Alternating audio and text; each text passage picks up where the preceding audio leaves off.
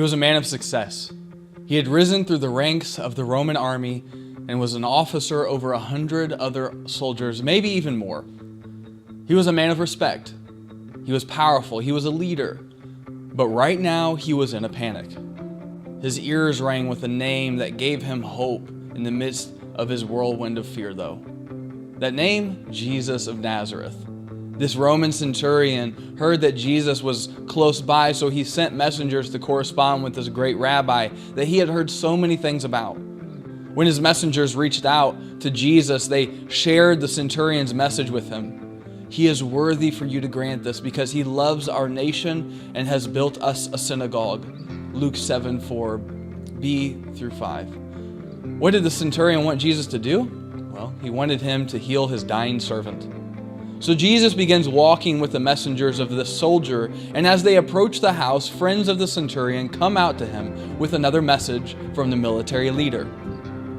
Lord, don't trouble yourself, since I am not worthy to have you come under my roof. That is why I didn't even consider myself worthy to come to you. But say the word, and my servant will be healed, for I too am a man placed under authority, having soldiers under my command. I say to this one, go, and he goes, and to another, come, and he comes, and to my servant, do this, and he does it. Luke 7:6b through 8. Have you ever felt unworthy? Have you ever been so aware of your sin that you just couldn't muster up the words to pray? Well, the centurion, this Roman army officer, seems to understand the feeling. Every opportunity the soldier had to meet Jesus face to face, he sent messengers or friends because his sense of unworthiness was magnified to the point it was burning his ability to get up. But do you know what Jesus noticed in all this? He saw the man's faith.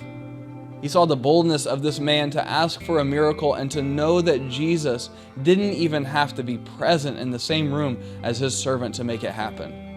His faith was in the power of Jesus. So when Jesus heard the words of the centurion's friends, as they relayed the soldier's message to him, he was amazed at the man's faith. I tell you, I have not found so great a faith even in Israel. Luke 7:9. When the messengers and friends of the centurion arrived back at the house, they found the servant who was on the verge of death to be in good health. Jesus healed the servant. What do you think the centurion had done in his life that made him feel so unworthy? We don't know, right? But maybe the better question is, what have you done in your life that has made you feel so unworthy? Our world is absolutely filled with opportunities to go down destructive paths and make disastrous decisions. Our world is overstocked with stuff that promises pleasure, but in the end, costs us everything. So what has it been for you? Addiction? The grace of God is greater. Adultery? The grace of God is greater. Hatred? The grace of God is greater. In fact, no matter how you answer that question, no matter what sin you fill in, the grace of God is greater. The centurion believed Jesus had the power to heal his servant who was dying. But what we don't know is whether or not the centurion knew that Jesus wasn't just interested in healing physical bodies.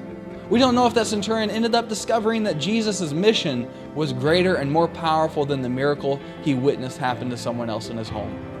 Did he know that Jesus came to substitute the centurion's unworthiness for his own righteousness? Did he know that Jesus came so that the weary and burdened would find everlasting rest? We're not sure. All we know is whether or not we have surrendered to Christ the King and pledged allegiance to his throne. If you have, you can rest in him. If you have, you can be grateful in him. Your unworthiness has been transformed into worthiness. He came for you.